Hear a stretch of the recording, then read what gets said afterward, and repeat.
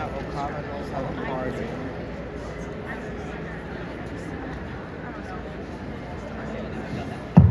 Test. Hey, how you guys doing out there? Let's make sure all these mics are on. All right, so you guys know that there's some more panels and such coming up today, right? I'm sure you guys are here for a panel. Well, you know what though? Right now, at this second, we are not gonna have a panel for the next few minutes because we got a special little surprise for you. I'm not even gonna tell you what it is, but I think you're gonna know what it is really soon.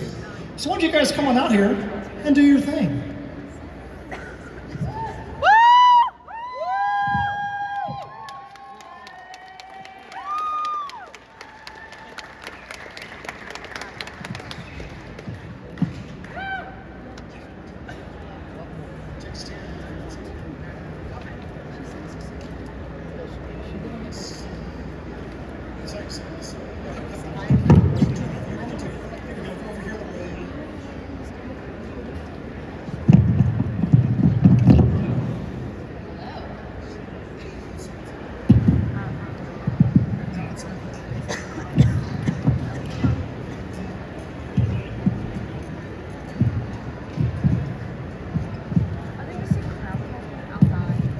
How's everyone doing?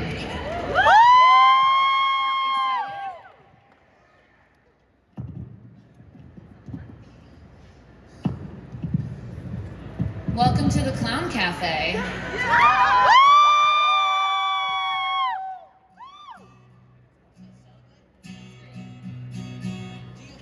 Can you hear it?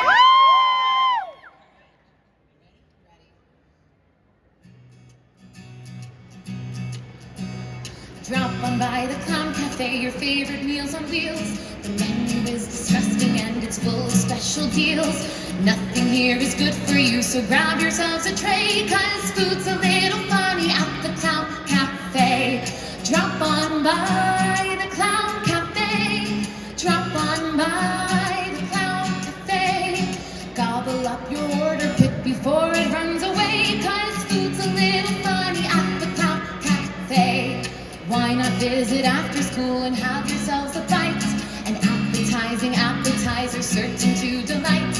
We haven't done it right unless it makes your teeth decay, cause food's a little funny at the Clown Cafe. Drop on by the Clown Cafe. Drop on by the Clown Cafe. The grub is downright gruesome, but your appetites obey, cause food's a little funny. Food's a little funny. Food's a little funny at the Clown Cafe.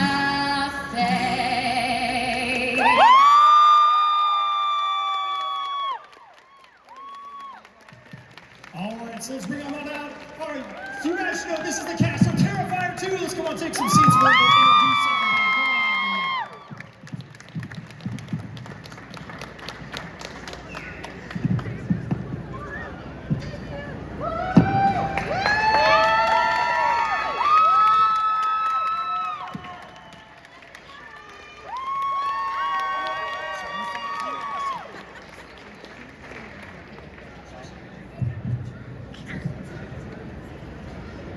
Look at that, it's Ocala. We want to give you a little bit more for your money. I didn't even know that was happening until I got to the side of the stage, so how cool is that? All right, so instead of me introducing these guys, I'm going to let them go down the line, because some of you guys may not even know who they are from Terrifier 2, so why don't you start right here and go on down, introduce yourself and tell me what the character was that you are in Terrifier 2. Hi, my name is Elliot Fulham, and I play Jonathan in Terrifier 2, Sienna's sister.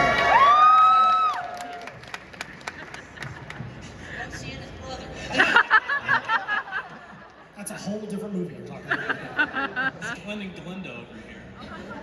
Hey everyone, I'm Lauren Lavera and I play Sienna Shaw in Terrifier 2, Jonathan's sister. What's up everybody, Damian Leone, writer-director of Terrifier 2.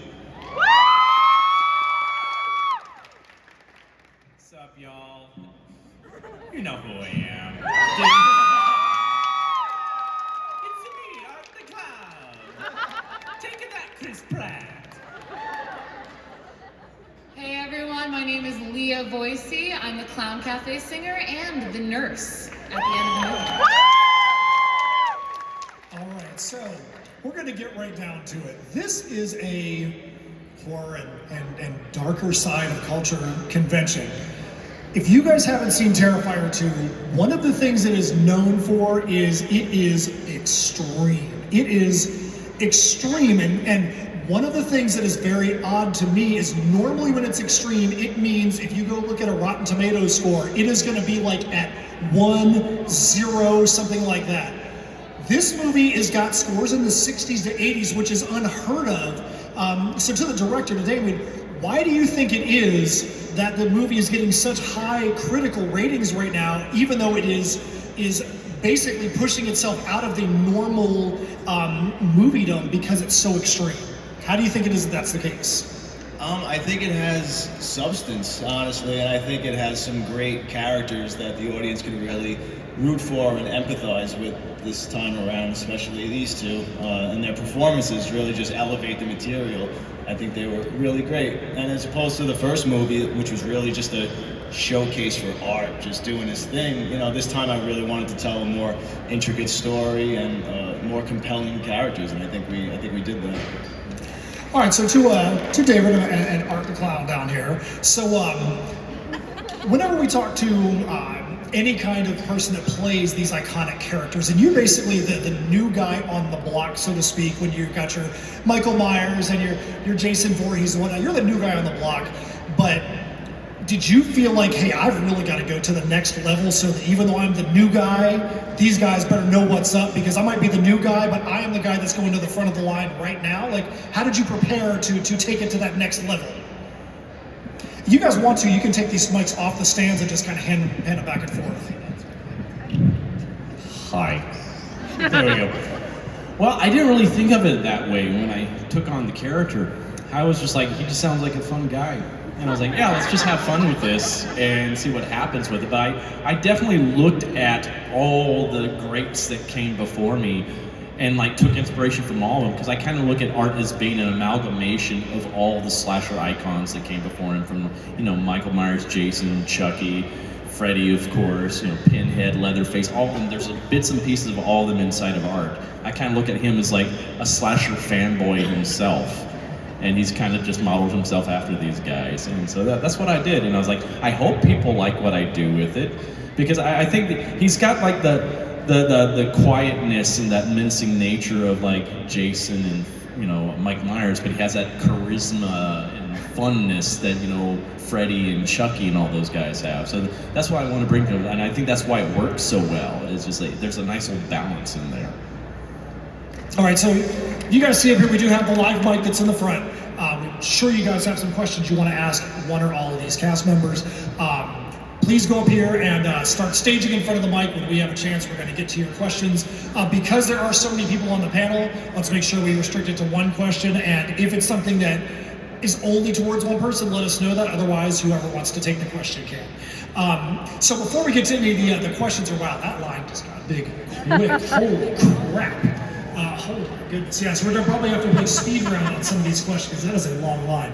So real quick now to Damien. So again, we talked about the extreme nature of the film, and it's gone viral with the things that have happened in movie theaters. And people have said, oh, maybe this is a marketing ploy, but even on the side of the stage, you're like, no, this is real. People are actually like passing out and puking and all that at the theater. And I'm sure there's a part of that that's like, hey, that's actually kind of funny, this is happening to people, but do you also, on the other side, say, hey, there's a little bit of a responsibility, maybe I went too far, or you're like, good, I want to go farther the next time?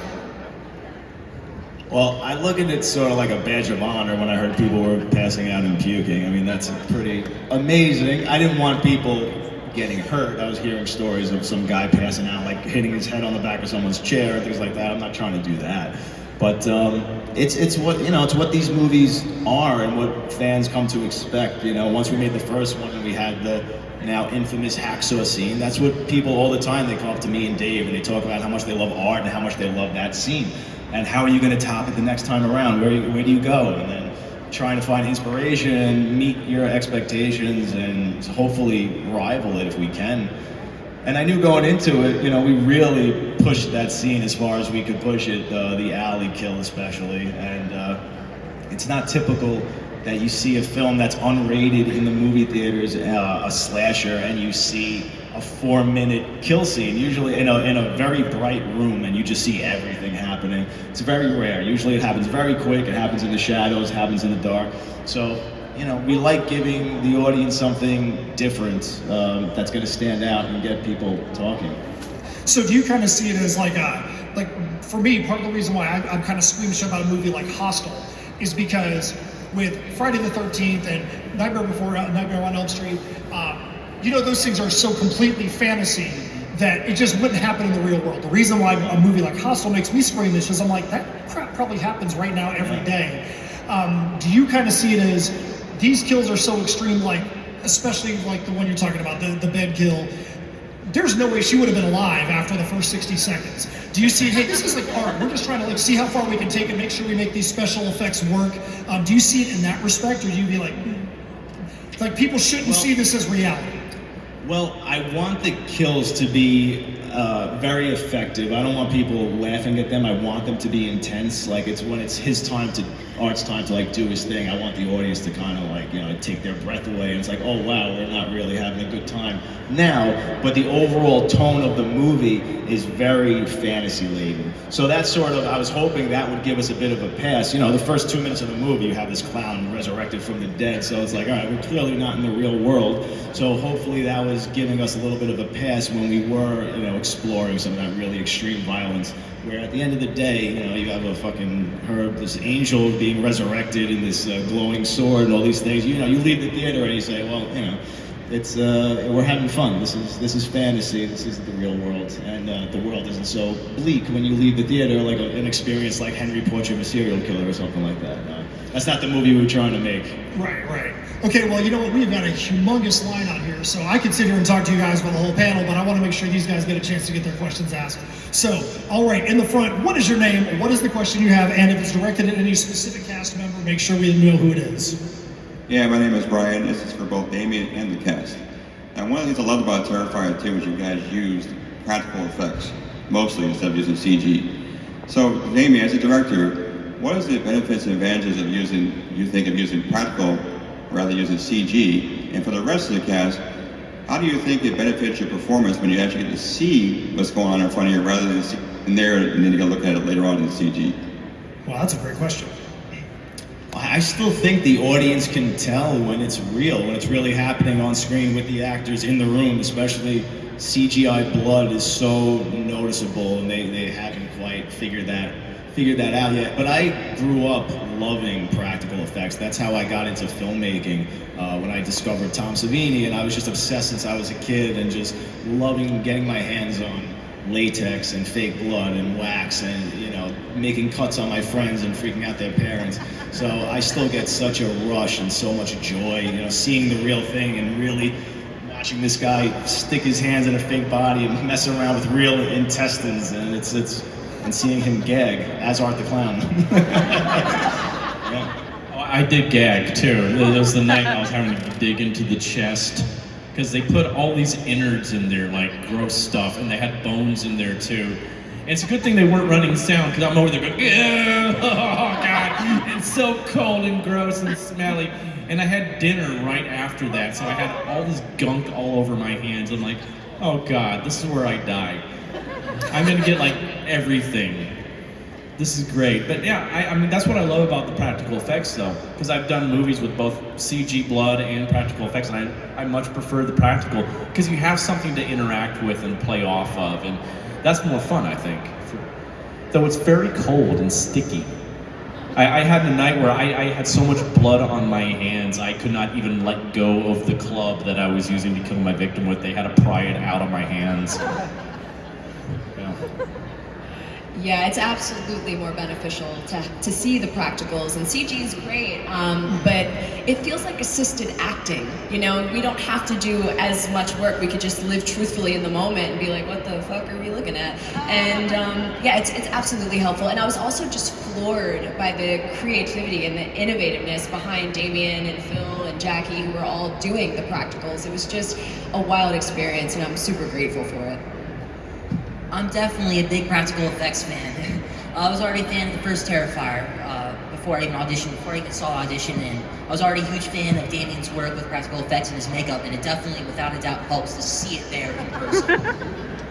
Yeah, I second what everyone was saying. Practical effects, for me, in horror films, I think it just amplifies it so much, not just for the actors, but for the viewers as well. The experience is just so much better. All right, good stuff. Thanks a lot. All right, next person coming up to the mic. What's your name and what is your question? You can actually pull it down. There you go. Hi, I'm Wanda.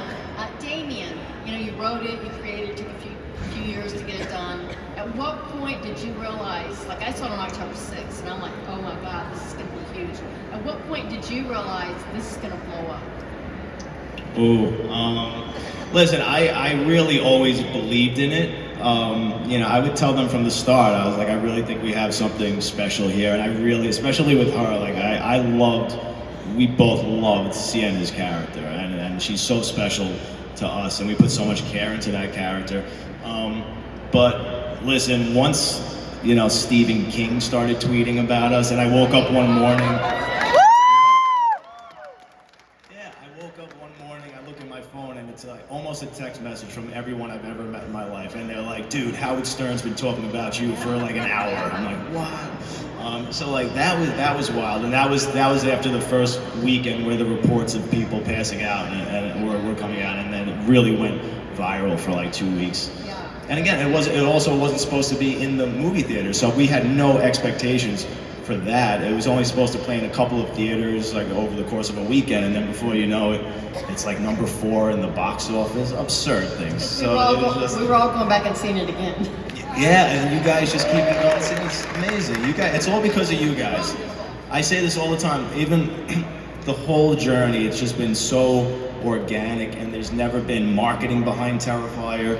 No financial push, nothing. It's just all word of mouth. It's people just scrolling through Netflix and they say, "Oh, I didn't know what Terrifier was. I saw the picture of this clown. I said, I gotta check that out." They checked it out and then they just start telling their friends, and it's just, that's all it's been, even with part 2. Like, people didn't know it was in the movie theaters. Like, there's just the hardcore fans going and supporting it all the time. So we love you guys, seriously. All right, thanks a lot. Next person coming up to the mic. What's your name? What is the question? Who's the director of that? I'm Jeff. Elliot, my fellow metalhead, you give me hope for the generation. Shout out to your parents. Great parenting. Been a fan of your YouTube videos, all the metal interviews for a few years. So that's a segue into my question. Did that lead to opportunities to be cast, or how did you end up being cast for the film?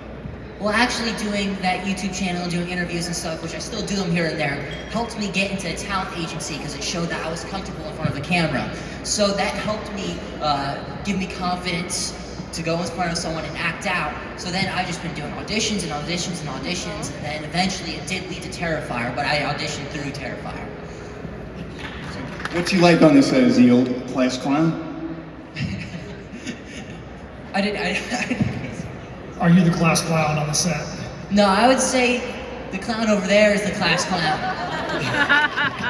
Da-dum, ching! That was punny.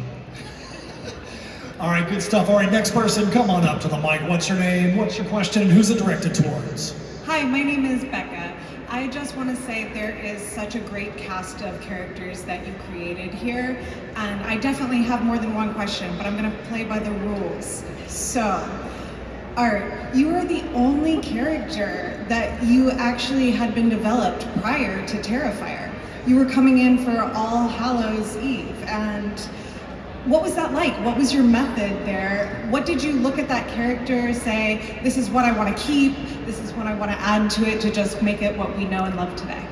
Yeah, that was definitely a daunting task for me because I'm a fanboy myself of like the Joker and characters like that. So I'm very particular when someone else takes over the role after someone else had played it very well.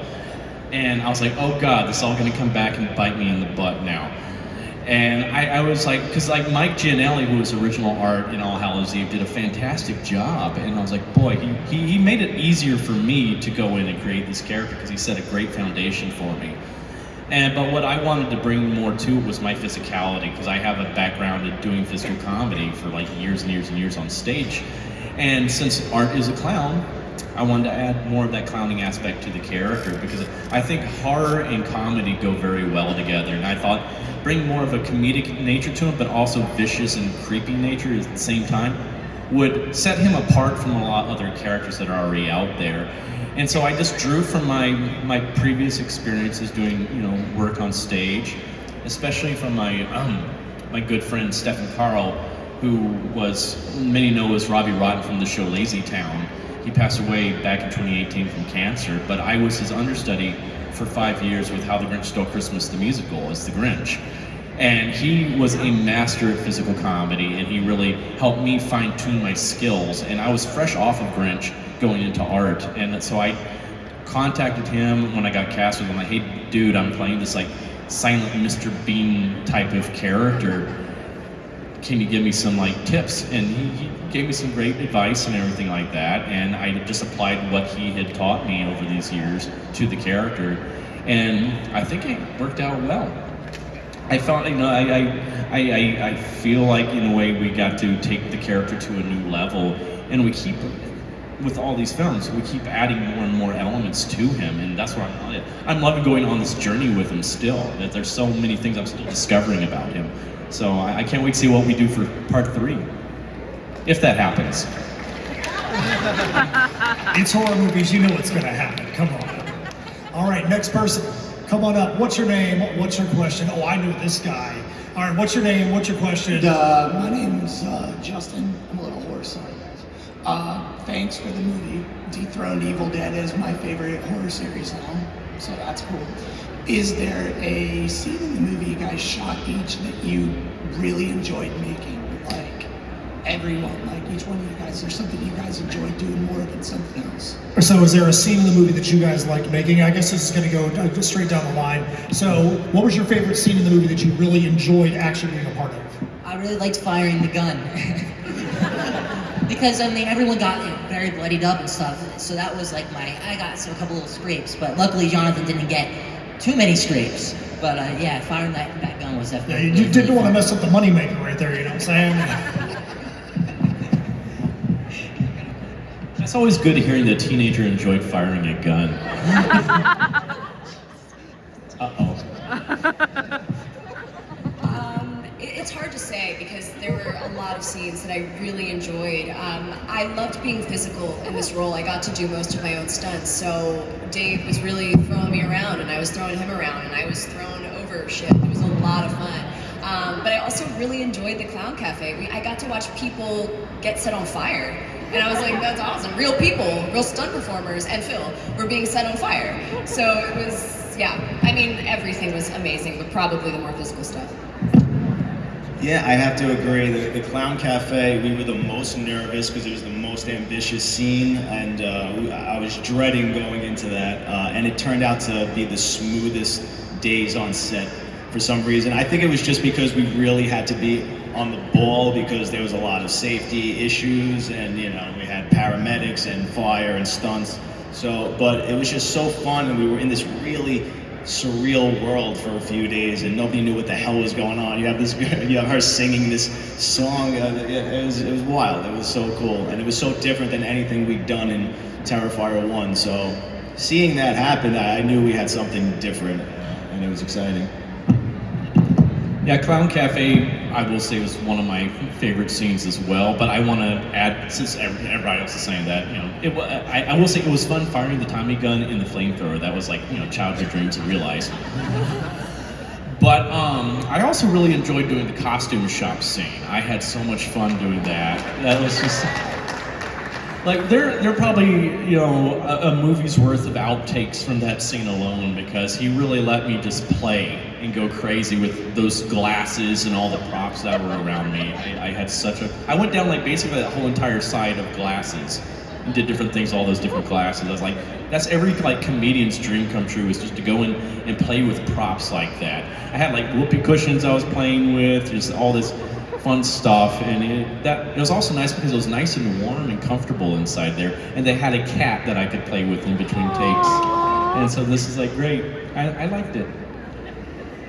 Well, not to say what everyone else said, but I don't have many choices. The Clown Cafe it was incredible. You know, like they had all been shooting for months and months and months, and you could tell it was just like this family atmosphere, and everyone was so nice and kind. And I was coming into it fresh, not really knowing that many people. I knew a few, and I felt like I was welcomed. Like everyone was just so nice, and getting to see the fire effects and how all of that gets done.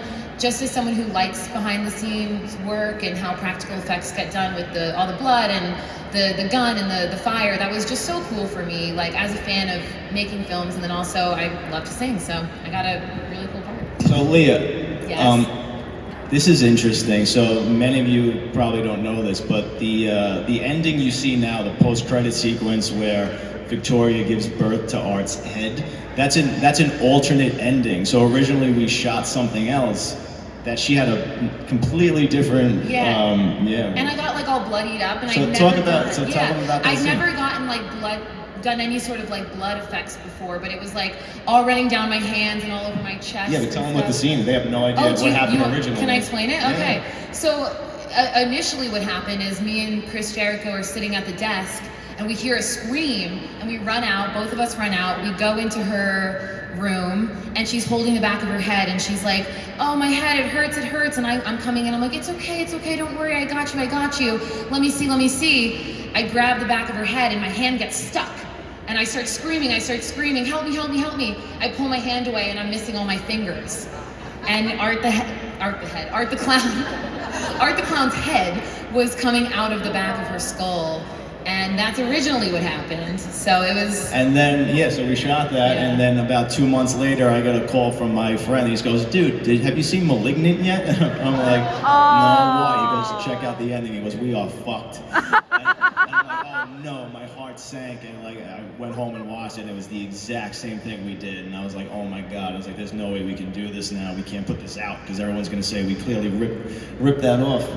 And then I didn't know if he was just going to cut it out and worry about it in, part 3 or something like that. And then I really got to give credit to where it went to Olga, who was our production designer. And me and her were just going back one day, texting each other, trying to come up with other ideas. And she's like, have it, where other places his head could come out of. I go, why don't you do that?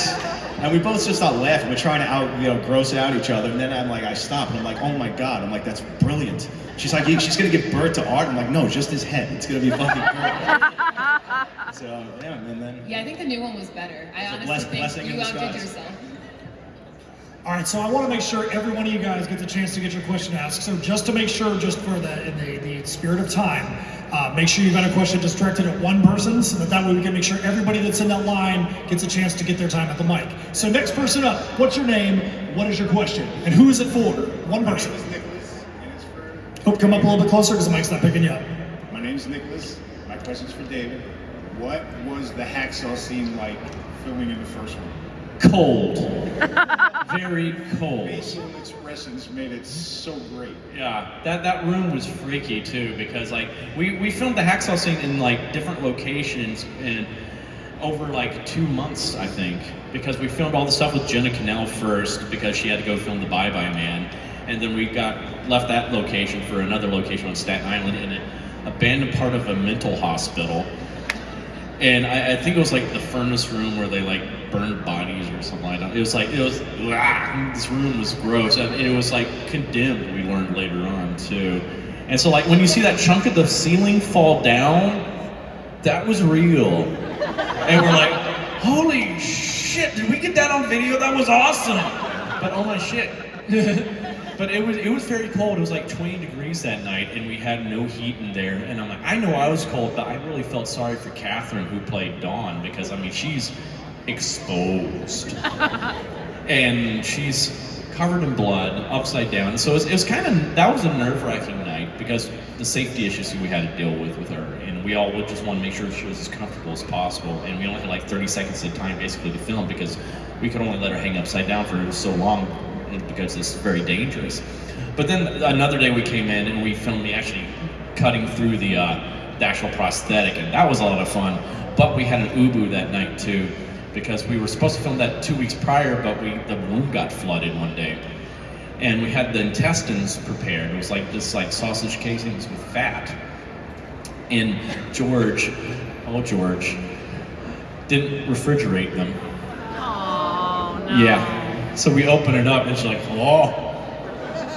Whoa. And stupid me accidentally cut through one of the intestines at one point with a hacksaw, so all that stuff just goes bleh out. And it's like, that's when I finally smelled it through my prosthetic, and I'm like, oh god. It was rank. Yeah.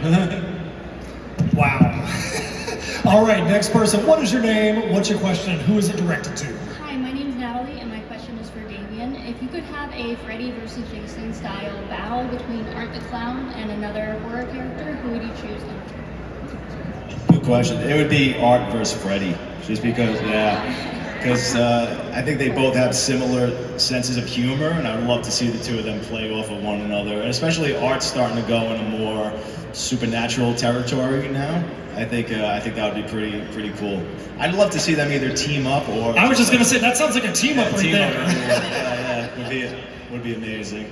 Awesome, thank you. Thank. Art and Freddy. Like Martin and Lewis. Hello, I'm Jessica. My question is for Damien as well.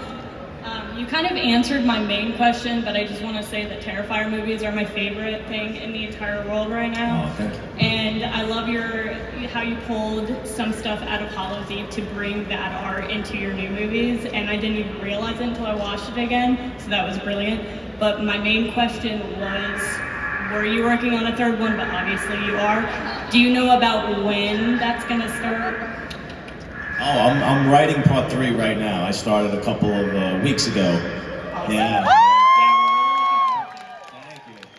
Yeah, but I already know what it is from start to finish. So it's just a matter of putting the pieces together. So, I can't wait. And thanks for your tips. I appreciate it. Thank you. All right, next person, come on up. What's your name? Who's the question directed to? And what's the question? Hello, my name is Sarah, and I have a question for Damien. The whole movie is, I feel like, I mean, you can confirm this or not, it's like a whole big love letter to like 80s, like slasher, gory, exploitation type, very intense movies, and that's like my favorite type. I love them. But what's your like favorite one?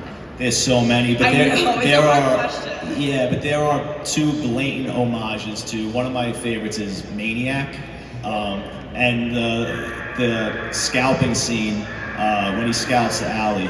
That was a homage to that, and also the shotgun when he kills Sienna's mother. It was like my reverse Maniac scene. You know, it's going from inside the car out now. Because I love Tom Savini, so I got to pay tribute to him. Awesome, great, thank you. All right, next person, come on up. What's your name? Who's it directed to? What's the question? My name is Donnie. For Damien. What's up, buddy? Out of both Terrifier movies altogether, they're full of gory, horrifying, creepy shit. My question to you is, was there any part in both of those movies combined that just freaked you out? Yeah, when I was home editing the bedroom scene from part 2, I just remember cutting that scene and listening to Allie scream with no music or anything, but just for hours when I was editing that, just over and over, and I literally got lightheaded. I remember like calling him up and I was like, Jesus, dude, I'm cutting this scene, it's fucking intense. Like I literally got lightheaded before. I'm like, people are gonna freak out when they see this. So I knew, when it was taking shape, I knew we were doing something really insane, yeah. Probably also my naked butt being shown in the laundromat scene too. Stop, that was gross. I'm sorry. All right, exactly, warning. All right, next person, what's the name, what is the question, and who's it directed towards? My name's Quentin, and my question's for Damien. I was wondering, what is the most difficult practical effect that is in any of the movies you made, not just Terrifier movies? What was the most difficult one to do or pull off? Wait, was it the most difficult? What was the most difficult practical effect to pull off? I think building the Allie puppet, the full body puppet that wakes up on the bed, because we did that all practically. Me and my producer Phil had to build that. We molded her body. But But then I had to figure out how to articulate it, and I don't really know much about animatronics, so we just used these really crude methods. The entire room was a set, so we had people under the bed with rods going into her limbs, just like making her leg move up and down, and we had like rubber gloves in her chest with a tube, and someone just blowing into the tubes, making her chest breathe and things like that. But then like there's these little cool, tricks that we use with visual effects, because I do like to use visual effects, but like very subtly. So when we have that body wake up, you see her eye open, and that's just putting the actress's eyeball, tracking it onto that head, and then, it's like, whoa, what am I looking at, And it's such an easy trick, and you're not going overboard with the visual effects. Like most people have no idea that's a visual effect. Even when she says, "Mom," I mean, that's a completely separate puppet that we have a spring in the mouth and some kind of like wire just pulling, making the jaw open and close, and then we digitally put the actress's eye on the head. So I was the most proud of that. Seeing that body come to life was cool. Yeah, it was incredible. Thank you so much. Thank you. All right, next person, come on up. What's your name? Who's it directed towards? What's the question? Hello, my name is Cadence. Hello. And I really want to know how you came up with the whole movie. The whole movie? That's like a whole panel in and of itself. I'll just say real quick how I came up with Art the Clown. It was just this little idea I had when I was a young man, just trying to come up with creepy ideas, and I wanted to make my first short film, and I just had this little idea of a clown terrorizing this woman on a bus in the middle of the night. I thought that would be really freaky. And then when I was like, okay, if I'm gonna take my crack at a killer clown, what's he gonna look like? And then at the time, Tim Curry's Pennywise was the most popular clown and the best, and arguably still is, of course. And he's so colorful and he speaks, and and I just wanted to go in the complete opposite direction. So I always say I have so much to thank that character for as to what Art the Clown became, especially visually. All right, good stuff. All right, next person, name, who's it directed towards? Give us that question. Directed to David. My name is Walter Cronkite, and I want to know questions. I have questions about the food at the Clown Cafe. We hear it's rotten. I'm only kidding. I just want to say something. I met these two young people last night. Wonderful, fantastic. I mean, the movie is outrageous. I love it. I spoke to you online through somebody else's panel. We were talking through comments a while back. And from Terrifier 1, before Terrifier 2 was released. And I mentioned it back then. I don't know if you realized at the time what you created. You created an instant legend, an icon. One of the biggest reasons, not only, I'll get into detail, I'll try to do it as quick as possible, is because you two guys came up with something fresh. It's not a remake, it's not a reboot, this is somebody brand new, and that's what was needed. And the practical special effects are off the charts, because that's what I grew up with, and that's what I've done in my lifetime for 40 years. So when I see that, it's excellent. And you, my friend, you are like a berserk version of the Three Stooges, all in one person. I want to know that comment. People are going to be at future cons and future panels, and you're like, what's the most intense comment you've ever gotten? You most compliment. I want to know that you're going to say that, because that's wild. And that Clown Cafe, you nailed it. Thank you so much. I appreciate it. And you, stop playing with flamethrowers. Thank you for the entertainment. Yes, thank you. All right, guys, we're going to have to go into speed round here just in the essence of time. So coming up, let's get your question out. Let's get one question to one person. Let's make it quick. What you got? We want to make sure everybody gets their question answered. No more people in the line as well. With the back person in the line right now is the last person. What's your name? Who's it directed towards? What's your question? Okay, my name is Jamie, and my question is directed at Damien. With the first movie, you guys created an instant cult classic that just blew up. How does it feel, and did you expect for Terrifier 2 to become what's probably one of the most successful independent horror films in years? And it's surreal. We're so grateful, so honored. Like I said before, I always really believed, you know, when I made that first short film with Art the Clown, it wasn't like this big light bulb moment where I was like, ooh, that's Art the Clown, he's gonna be what he is now. I just thought he was really cool and really creepy. I just really especially liked the way he looked, but he was only in that short film for a couple of minutes, and then everybody I showed that to was like, dude, you have to keep making more things with that character. He's so cool, he's so creepy, you know? And then I was like, all right, and then I made another short film where I focused solely on him, and that's when I really started, you know, fleshing him out and turning him into a slasher and developing his sixth sense of humor. And that was the first time I had like an actual light bulb moment making Terrifier the short film. And I was like, wow, you know, there really is something with this character, and I need to get him into a feature. So I felt that way the whole time we were making Terrifier. I knew there was something special there, and then when he took on the role, I was like, wow, now this is really amazing. It just like felt like these magical things just kept happening. And then, you know, I wrote this, I felt really confident writing the script for part 2. It came so naturally, so quick, so organic. I just felt really confident in what it was. Everybody responded to it very favorably, and we just believed in it, everything, and we just really liked the stuff we were getting, even though we went years, you know, we were supposed to take months, and it took years, but everybody just was on board no matter what, no matter how hard, because we just loved what was, you know, what was happening and how it was looking on the monitor. It just looked so good. So, thanks. All right, thanks a lot, man. Good question. Come on up here. What's your name? Who's it directed towards? What's the question? Well, I can't really give my name because my question is for my niece and it's directed at Dave, Art the Clown. Kind of 2 questions. She wants to know, what is your favorite kill scene and why? Ooh, that's hard. That's like choosing all my babies. Oh boy, I think it would probably be the alley kill now. I thought that was just such a monstrously creative kill, because it wasn't originally that way too in the script.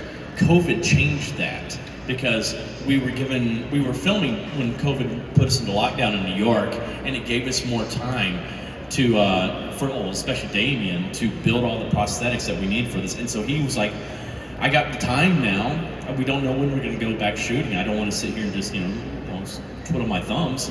Let's go ahead and go back to the drawing board on this scene and also the opening scene with the coroner, and really, bat for the fences with this. And he just threw so much more into this kill scene. He threw 2 things into this kill scene that make me queasy.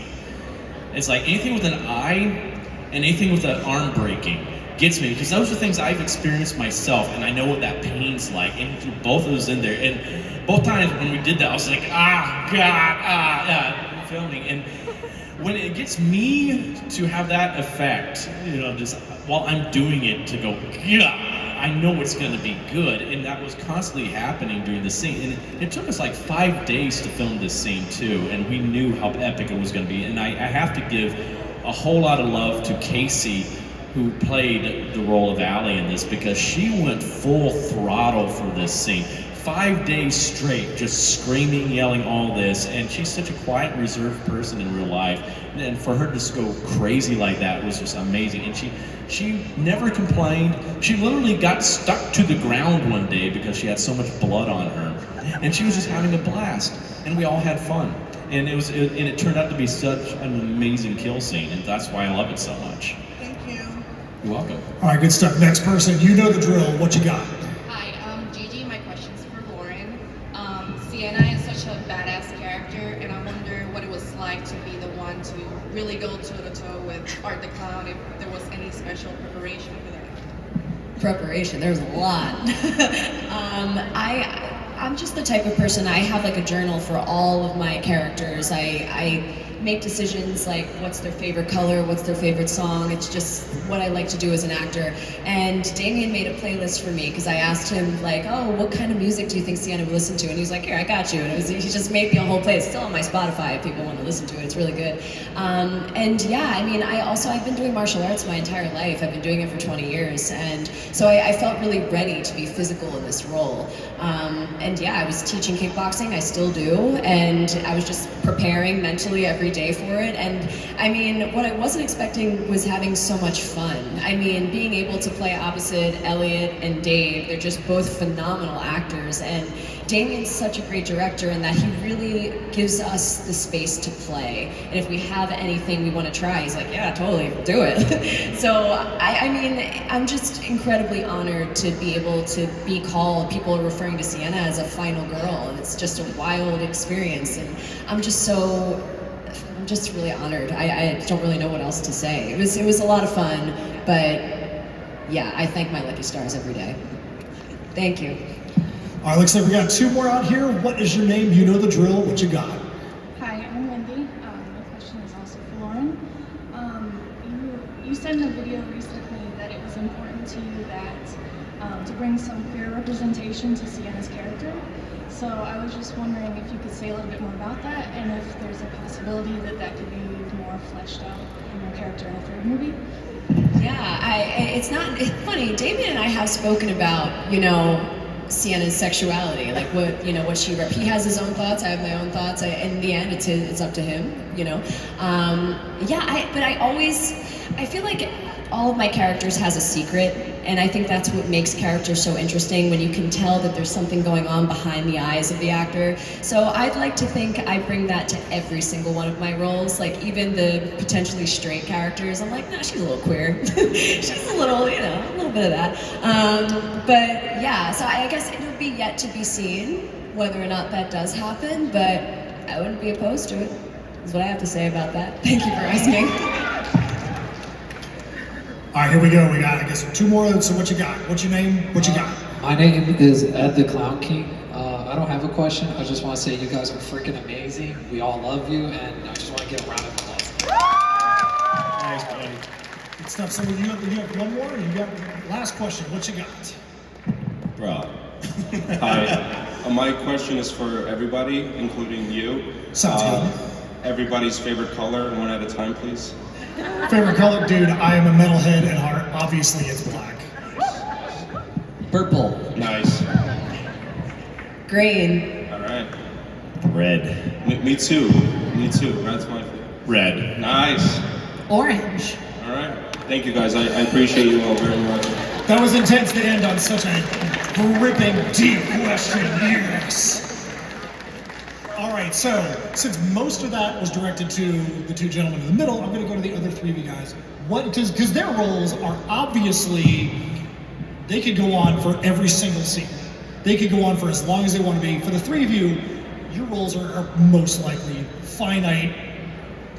What are you hoping to do outside of the Terrifier series to be able to springboard this success from Terrifier into your next role or into your next biggest role? My goal is just to continue acting and doing music and acting and everything, art for the rest of my life. That is my absolute goal. So whether it's just doing auditions, movies, shows, I don't care. I will be there. Give me a time, give me a place, I'll be there. Fair enough. Same, man. I mean, yeah, I have a bunch of offers that I'm currently under NDA. I can't really talk about. Hopefully in quarter 1, 2, 3, and 4 of 2023. And I just had a meeting with a wonderful director. I won't say his name, but he was asking if I was available for 2024. So listen, this is all because, and I have Terrifier 2 to thank for that. I mean, yeah, I've been acting for about 5 years, but this has really changed my life in a lot of wonderful ways, and I have all of you to thank for that, for giving a shit. So thank you all for watching and being amazing.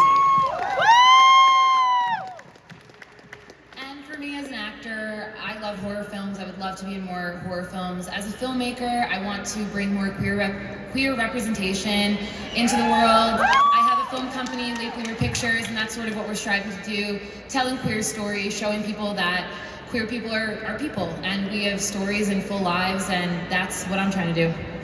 I gotta throw this out there too, because, I hear someone now has taken over the DC universe and is changing things up, so I want to play a certain killer clown. I want to put a smile on everyone's faces.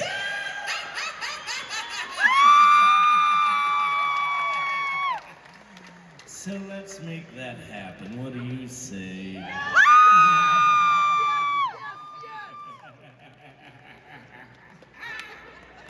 That's awesome. All right, so hold your applause real quick, just so you guys remember the final schedule for the rest of the day. The costume contest, if you're going to sign up for it, you need to go back to the Ocala booth. Make sure you're there.